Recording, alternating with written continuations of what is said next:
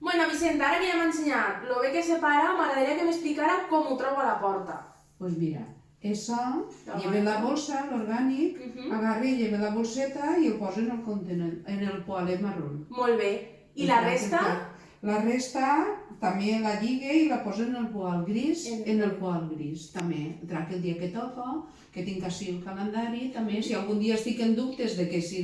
Ara ja no ho sé perquè ja fa molt de temps que estic fent-ho, però si algun dia estic en dubtes tinc el calendari per mirar. Molt bé. I ara que veig així que té, els envasos lleugers, com es trau? Doncs els envasos lleugers es tira una bossa de plàstic, la lligue i la tira en el poal gris. Molt bé. Seguint un horari, perquè he vist que els envasos i la resta van al mateix poalet. El mateix dia? Sí, no, cada dia toca una cosa. Molt bé, perfecte. La resta toca el dilluns, els envasos me toquen dissabte i dimarts, Molt bé.